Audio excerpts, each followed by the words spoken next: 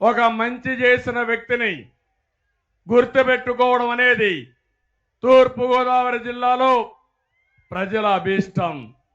ఎప్పుడో కాటన్ దొర గోదావరి నది పైన ధవళేశ్వరం బ్యారేజ్ కట్టాడు. ఇప్పటికి కూడా ఊరూరులో విగ్రహం పెట్టుకొని మీరు ఆయన ఆరాధిస్తున్నారంటే అది మీ మనసులో ఉండే మాట.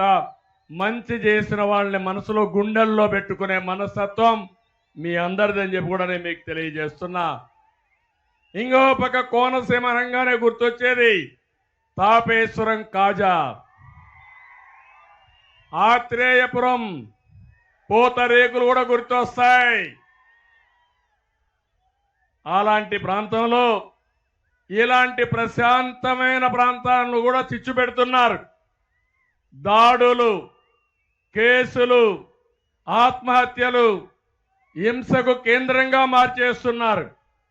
మొన్నే కోనసీమలో ఇంటర్నెట్ బంద్ చేశారంటే 45 సంవత్సరాలుగా ఎప్పుడూ చూడని విచిత్రాన్ని ఈ వైసీపీ సైకో పాలనలో చూస్తున్నామని చెప్పి నేను మీకు తెలియజేస్తున్నా.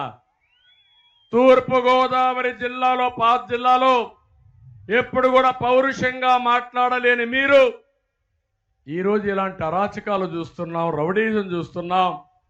మరో పులివెందల చేయాలనుకుంటున్నారు. పులివెందలైనా మారుస్తాం కానీ కోనసీమలో మీ రౌడీజం జరగనీయనని మరొక్కసారి ఈ మండపేటలో మీ అందరికీ హామీ ఇస్తున్నా. నేను ఒకటే మిమ్మల్ని అడుగుతున్నా, 5 ఏళ్ళు అయిపోయింది, ఇంకా మళ్ళా గెలిచే సమస్య లేదు. ఈ పార్టీ గెలుస్తుందా అని మిమ్మల్ని అడుగుతున్నా, గెలిపిస్తారా అని మిమ్మల్ని అడుగుతున్నా. ఈ పార్టీ మళ్ళా వస్తే ఏమవుతామని మిమ్మల్ని అడుగుతున్నా. ఏ ఒక్క వ్యక్తి అయినా ఆనందంగా ఉన్నాడా అని మిమ్మల్ని అడుగుతున్నా. ఏమమ్మా మహిళలు ఆనందంగా ఉన్నారా? ఎవడెక్కడ దాడి చేస్తాడో తెలియదు. తమలో రైతులు ఎవరైనా ఆనందంగా ఉన్నారా అని మిమ్మల్ని అడుగుతున్నా. రైతు కూలి ఆనందంగా ఉన్నాడా అని మిమ్మల్ని అడుగుతున్నా. తమలో ఉద్యోగాలు రాకుండా నిరుద్యోగులు యువత మీరు ఆనందంగా ఉన్నారా అని మిమ్మల్ని అడుగుతున్నా.